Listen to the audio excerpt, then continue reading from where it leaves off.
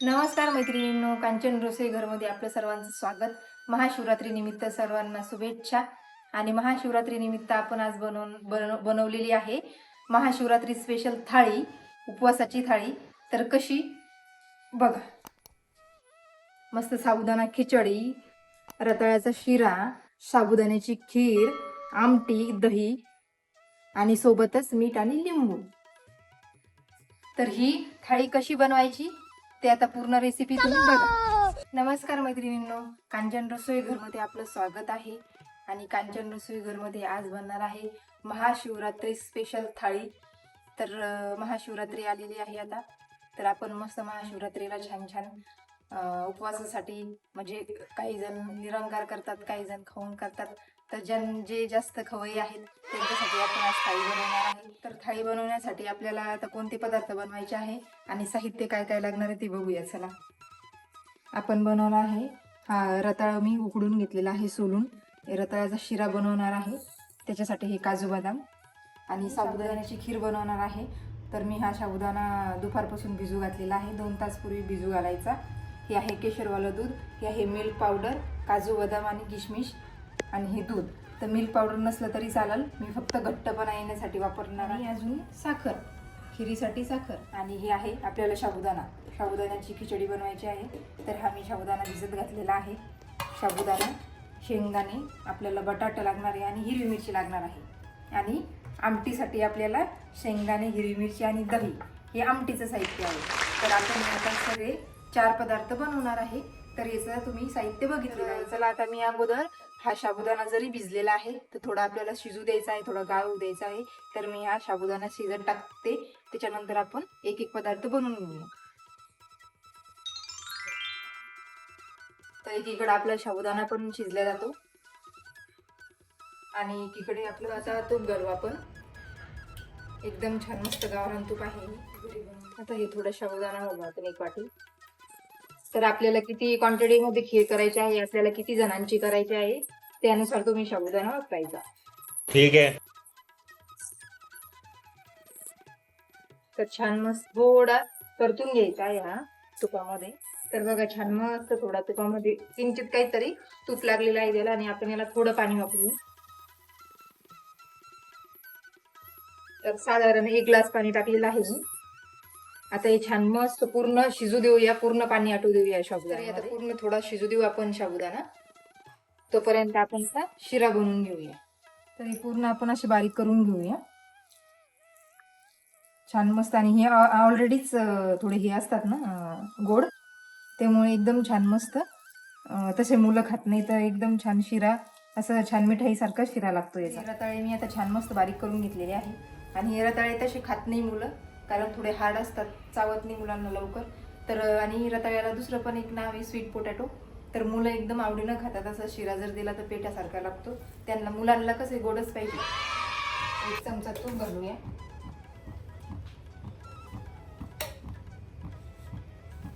तोपर्यंतच काजू बदाम आपण कुटून घेऊ. तर हे शिऱ्यासाठी थोडे आपण असे आबडधोबड कुटून घेऊ काजू बदाम.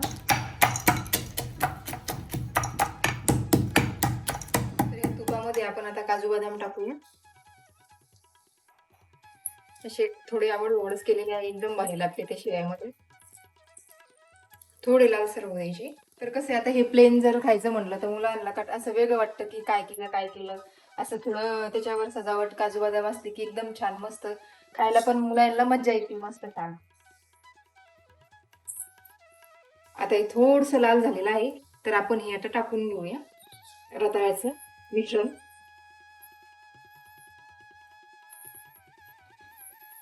आणि थोडीशी, आता हे ऑलरेडी स्वीट असतं, थोडीशी आपण साखर घालूया.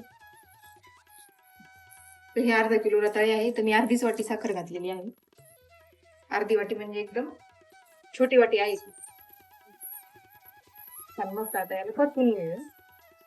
एकदम आता शिरा रेडी आहे. पूर्ण साखर पण आपली मेल्ट झालेली आहे, विरघळलेली बघा. तर आपला शिरा रेडी आहे लगेच. तर याच्यामध्ये शिऱ्यामध्ये केशर वगैरे पण घालू शकता, पण मी याच्यामध्ये काजू बदाम घातलेला आहे.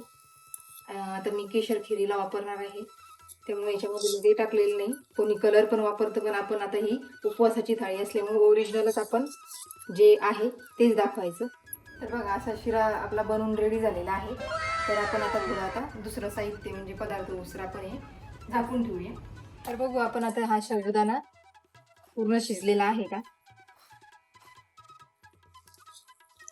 तर बघा पूर्ण पाणी आटलेलं आहे आणि शिजलेला आहे आपला साबुदाणा. तरी बघा आता छान मस्त साबुदाणा शिजलेला आहे. आता ह्या साबुदाण्यामध्ये आपण केशरचं दूध घालून घेऊया.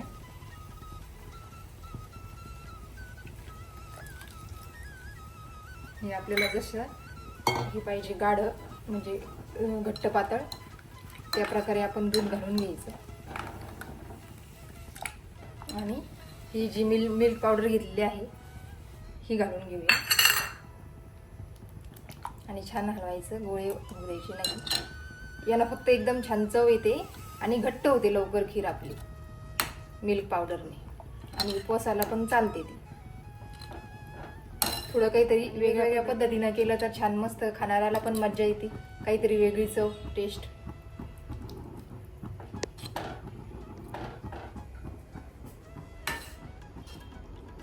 आणि थोडी आपण चवीपुरती साखर टाकून घेऊया. मी 1 वाटी घेतलेली आहे, पण एवढी काही लागणार नाही आहे. बस इतकी थोडी साखर टाकून घेऊ आपण. आपली जेवढी खीर आहे त्याच्या अंदाजे आपण साखर वापरायची. आणि अजून थोडं दूध घालूया म्हणजे अजून थोडी घट्ट होणार आहे ती. तर बघू शकता किती छान मस्त अशी दिसते ती आत्ताच. आणि आपल्याला आता काजू बदाम फ्राय करून याच्यामध्ये घालायचे आहे.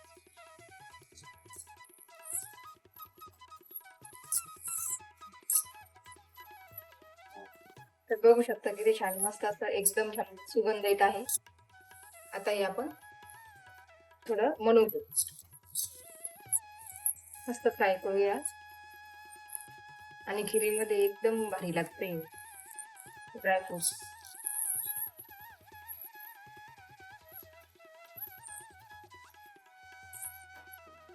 तर बघा आपण याच्यामध्ये आता काजू बदाम छान टाकून घेतलेले आहे. हे बघू शकता किती छान आहे, एकदम मस्त झालेली आहे. आता एक उकळी येऊ द्यायची आहे आपल्याला या खिरीला. तर बघा छान मस्त उकळी पण आलेली आहे आपल्या खिरीला. बघा हे किती छान मस्त झालेली आहे. तर तुम्ही मी जशी बनवली, जसं साहित्य घेतलं तसं जर बनवून बघितली तर एकदम छान होईल मस्त. आता ही छान मस्त आपली खीर बनवून झालेली आहे आणि ती थंड झाल्याच्या नंतर अजून पण घट्ट होती, त्याच्यामुळे थोडी पातळच ठेवायची. ही आपण मस्त पातेल्यामध्ये काढून घेऊया. आणि हा साबुदाणा कसं आहे पाण्यामध्ये शिजवायचा, दुधामध्ये लवकर शिजत नाही साबुदाणा. चला आता आपला शिरा पण बनवून झालेला आहे, खीर पण बनवून झालेली आहे. आपण आता साबुदाणा बनवायला घेऊया.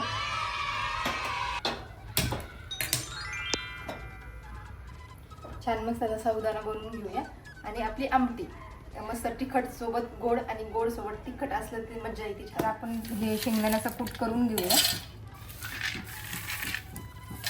आणि थोडे शेंगदाणे बाकी ठेवूया. हे असे शेंगदाणे आणि मिरच्या काढूया छान मस्त.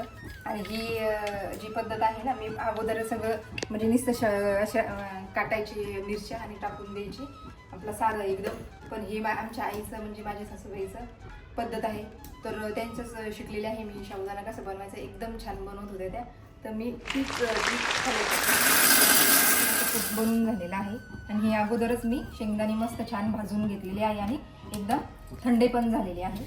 आता हे हिरवी मिरची कोणी भाजून पण घेऊ शकता किंवा आपल्याला तुपात तळायचं आहे तर कच्ची पण घेतलेली चालते.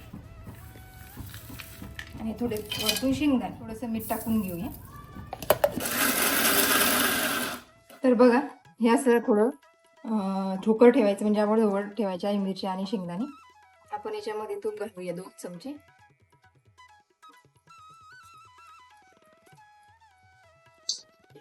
आणि शेंगदाण्याचं तेल पण वापरते, पण आमचं कसं उपवास पकडतच नाही कोणी, तर आता हे मी तुपच वापरते जेव्हा करायचं तेव्हा. हे तुपामध्ये आपल्याला आता हे शेंगदाणे आणि हिरवी मिरची फ्राय करून घ्यायची आहे.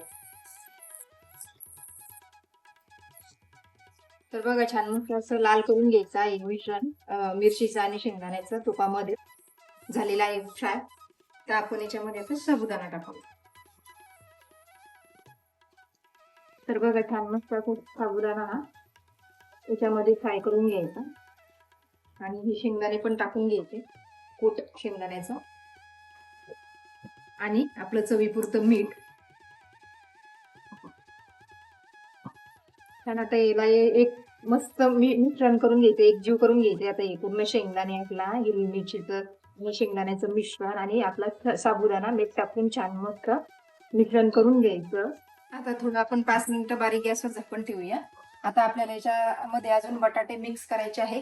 तर बटाटे कसे करायचे मिक्स, आपण बटाटे सोलून घेऊया. आणि हे बटाटे जे आहे ना मस्त खिसून आता हे सोलायचे, असे शिलायचे आणि खिसायचे, आणि वरतून तो साबुदाण्यामध्ये खिस ऍड करायचा आहे आपल्याला. तर अशा प्रकारे तुम्ही साबुदाणा बनवून बघा, बघा किती छान वेगळीच टेस्ट लागते. आता हे मस्त खिसून घेऊया आणि बटाटे उकडून आणि त्या तुपामध्ये फ्राय केलेले तुम्ही ही स्टिक वापरा, इतकं भारी, एकदम म्हणजे वेगळीच टेस्ट लागते बटाट्याची असं किसून, एकदम छान. हे छान मस्त स्वच्छ आपण पाण्याने धुवून घेऊया किस बटाट्याचा. असा टाकायचा आहे मस्त साबुदाण्यामध्ये आपल्या, आणि अजून पण टाकू शकतो आपण, जर बटाटा आवडत असेल सगळ्यांना तर अजून याच्यामध्ये एक बटाटा ऍड होऊ शकतो. आणि असंच आता आपल्याला परत झाकण ठेवायचं आहे 5 मिनिटं. तर आपला 5 मिनिटं झालेले आहे आपल्याला बटाटा टाकून. तर थोडं आता छान मस्त पूर्ण मिक्स करायचं आहे आपल्या साबुदाण्यामध्ये बटाट्याचा किस. तर हे बघा छान मस्त मी आता पूर्ण बटाट्याचा किस आहे ना हा पूर्ण एकदम मिक्स करून घेतलेला आहे. आणि आता परत आपल्याला 5 मिनिटं ते शिजू द्यायचंय, आणि कारण किसल्यामुळे ना लगेच ते नरम होऊन जातं. साबुदाणा पूर्ण रेडीच आहे, फक्त आपल्याला आता हे बटाट्याचा किस 5 मिनिटं नरम होऊ द्यायचा आहे. तर आता छान मस्त आमटी बनवून घेऊया. हे आमटीसाठी शेंगदाणे आणि मिरची काढलेली आहे मी, आणि थोडं मीठ टाकायचं. आता हे बारीक करून घेऊया आपण. दही टाकूया 2 चमचे, छान एकदम घट्ट दही आहे, आणि दही टाकल्याशिवाय आमटी छान लागतच नाही. 2 ते 3 चमचे दही टाकून घेतलं आणि थोडंसं पाणी ऍड करू. आता हे परत आपल्याला बारीक करून घ्यायचं आहे. तर बघा हे छान मस्त बारीक झालेलं आहे आपलं आमटीचं मिश्रण, बघू शकता असं झालेलं आहे. आता आपण आमटीला फोडणी देऊ. थोडंसं 1 चमचाभर तूप टाकूया,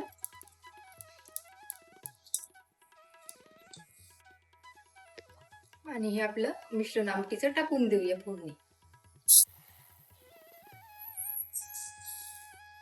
आणि आपल्याला थोडं अजून पाणी ऍड करायचं आहे, कारण जेवढी पातळ आमटी तेवढी छान लागते.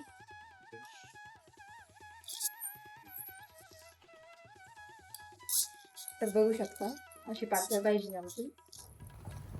तर बघा छान मस्त आता अशी उकळी आलेली आहे आमटीला आपल्या. छान मस्त असं हलवत राहायचं, आपण दही टाकलेलं आहे त्याच्यामध्ये, एकदम उकळी उसर असं हलवत राहायचं. तर बघा छान आता आपण गॅस बंद करूया, एकदम परफेक्ट उकळी आलेली आहे.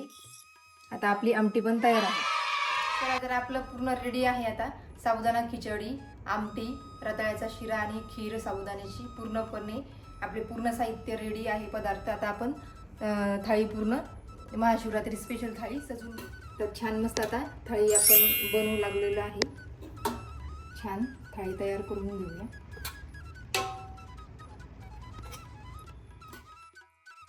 आपला रताळ्याचा शिरा, आपली खीर, आपली आमटी, दही, मीठ आणि लिंबू.